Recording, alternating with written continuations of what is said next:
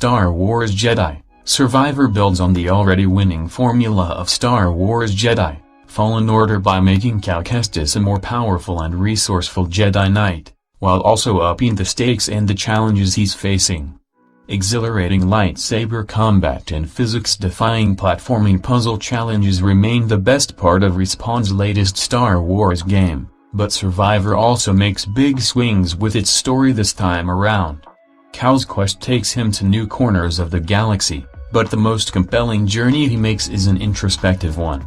Survivor is a very well-written tale about overcoming fear, and it's the Jedi story I've wanted for a long time.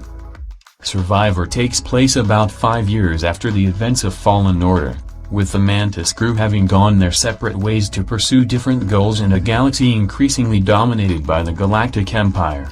After a daring escape from Imperial authorities, protagonist Cal finds himself on the planet Kobol, where he discovers a High Republic Jedi Protocol droid who carries a clue to reaching Tanalorr, a supposedly unreachable mythical planet. Seeing a potential home that's free of the Empire's influence, Cal sets about reassembling the Mantis crew for another galactic scavenger hunt, but his efforts are waylaid by a former High Republic Jedi who, having originally discovered Tanalorr decades prior and bid his time until the right moment, wants Tanalorr for his own purposes. The High Republic is a fascinating time period for Survivor to connect its story to, given what we know has transpired between that era and the events of post-Revenge of the Sith. The comics describe the High Republic as the golden age of the Jedi. And that may be the case, but we also know this time period will culminate in the Jedi Order led by Master Yoda, who preached to a young Anakin Skywalker that fear is the path to the dark side. Not anger. Not grief. Not any of the other emotions a Jedi is supposed to unhealthily suppress. The events of the High Republic teach the Jedi that fear is the path to evil, that other emotions are just stepping stones along it. Survivor runs with that idea, exploring the concept of fear and what it means for someone like Cal, a survivor of both a war and a genocidal attack on his people, to live with the ever-present shadow of fear.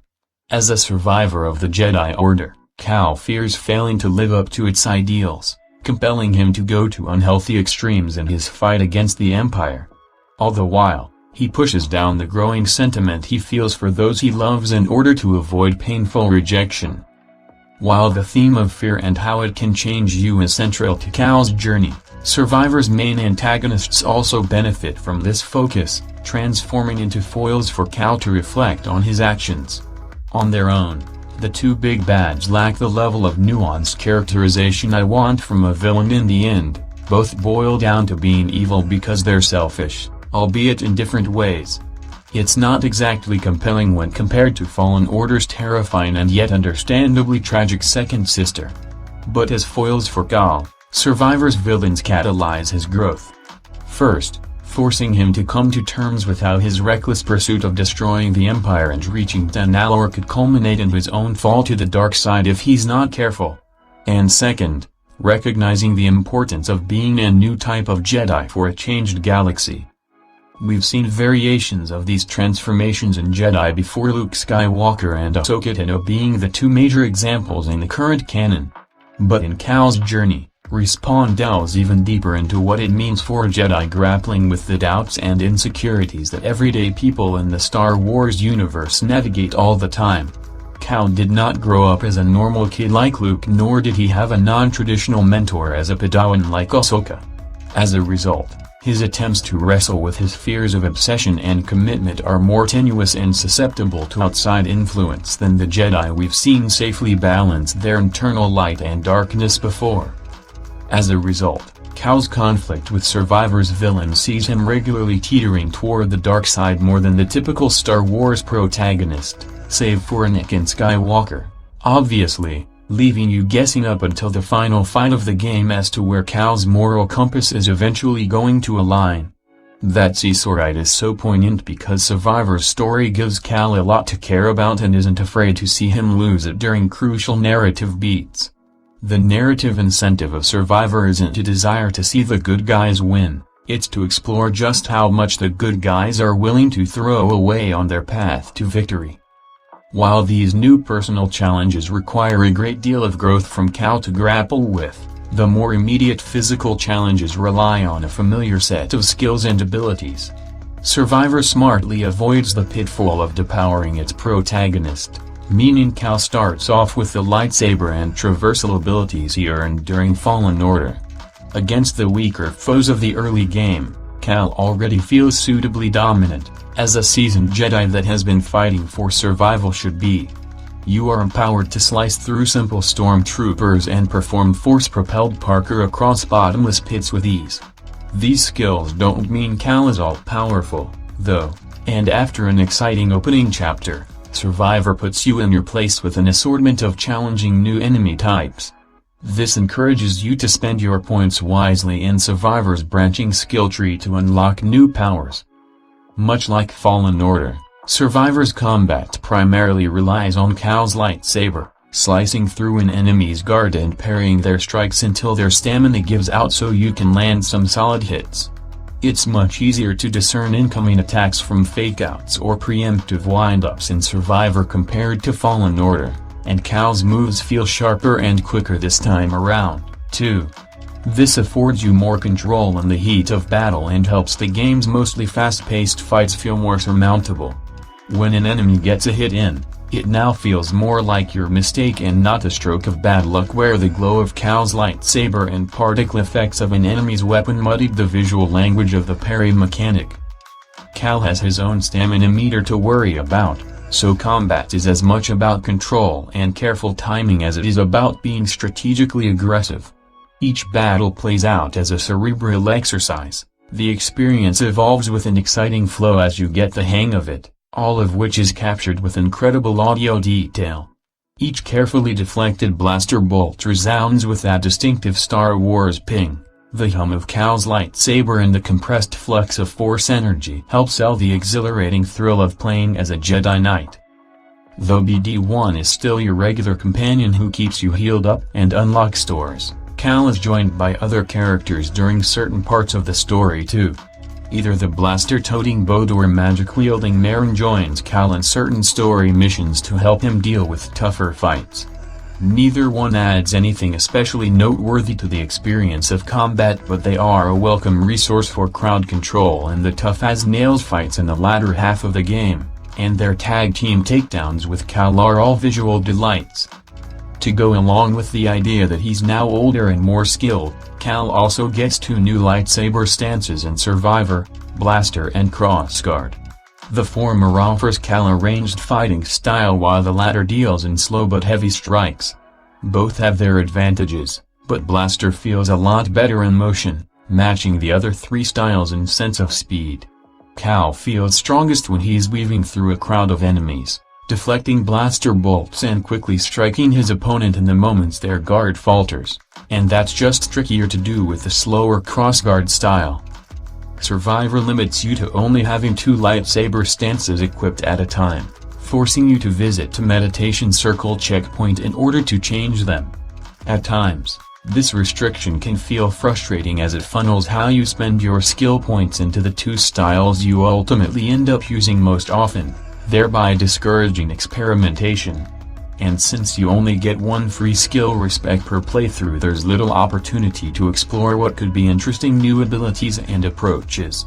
You can respec after using the freebie, but you have to give up 1 of your skill points each time. While I initially found this stifling, I came to appreciate how the limitation forced me to adapt to where I did allocate my skill points, especially when it came to lightsaber stances. Each style has its own unique strengths and weaknesses, so you can curate your own take on how Cal fights. You decide where Cal falls short crowd control, for example, or maybe all-out attack power, and then get creative in how you overcome that weakness. I opted to focus on the jack-of-all-trades single stance and range-focused blaster stance, for instance, which made Cal a beast at dueling one-on-one. However, I suffered during combat encounters where the game threw a dozen enemies at a time at me. In those instances, I leaned on force abilities to help Cal stall certain foes long enough so that I wouldn't be overwhelmed. It felt like I was able to make my own unique version of Cal, who specialized in this fun hit-and-run fighting style that ultimately carried me through to the credits. Platforming challenges and force puzzles return in Survivor as well. Like combat, both feel better in Survivor in comparison to Fallen Order. Cal automatically latches onto climbable surfaces now, and a healthy assortment of unlockable shortcuts means that accidentally missing a jump midway through an action set piece likely won't set you back too far. Survivor has a helpful hint system, too. More importantly, it respects your intelligence, only popping up if you leave the game idling while you're in the midst of a puzzle or you seem stuck. And even then, like Fallen Order, the game will ask if you'd like a hint first instead of just giving you a clue outright. That's a welcome level of restraint. It only offered to give me hints twice, both times during puzzles I just really couldn't figure out where to go or what to do. I don't know how Survivor knew which puzzles I wanted to take the time to figure out and which I desperately needed a clue for, but it did. Survivor is at its best when every element, story, combat, and puzzle platforming collides together with frenetic momentum in a way that is quintessentially Star Wars. This is most apparent in one of the game's most memorable highlights, a boss fight about midway through the game.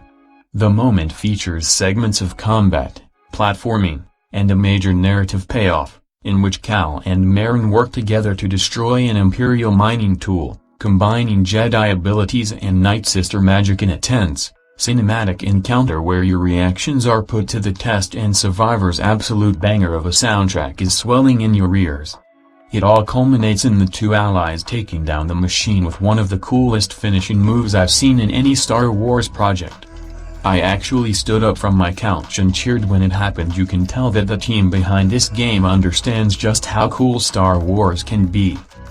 The game makes time for quiet moments too, best seen in another of Survivor's major new features, a hub-like area that Cal can return to frequently. On Kobol, Cal can visit a cantina that fills with NPCs you've saved on your travels across the galaxy. Some of these characters act as vendors, selling Cal cosmetics or optional gameplay perks. Others help Cal liven up the cantina with music or a rooftop garden. The best of them act as quest givers, pointing Cal towards the puzzle boxes that are High Republic vaults, bounty hunter mini-bosses, or more recruitable NPCs. Even if the characters themselves are, for the most part, narratively flat and boring to talk to, the perks they sell are rewarding and the missions they give you are often fun to complete. Cage Vanda is my favorite. She helps you find the Haction Brood bounty hunters who are coming for Cal after he escaped their clutches in Fallen Order. These bounty hunters are oftentimes nimble fighters with jetpacks, blasters, deployable shields, and a wide array of gadgets ideally suited for overwhelming a Force user.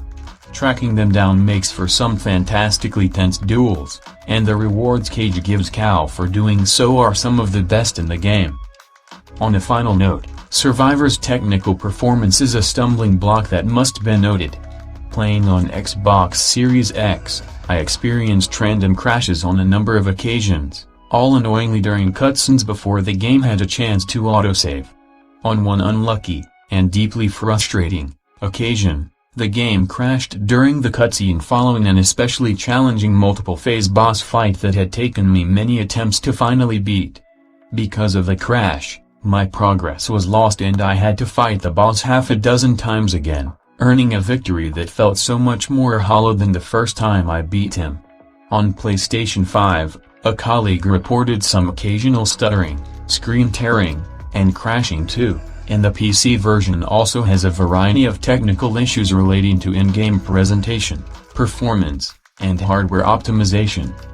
Survivor builds on Fallen Order in several meaningful ways, tightening up the combat mechanics, expanding the variety of lightsaber styles, alleviating the frustration of platforming and puzzles, and digging into less mainstream Star Wars lore to tell a fantastic story about a Jedi trying to defeat a tyrannical evil at all costs and coming to the realization that you can't just fight for good, you have to fight for good in the right way. It's a superb Star Wars game that gets into the nitty-gritty of the struggle of what it takes for a Jedi Knight to begin the journey toward the rank of Master.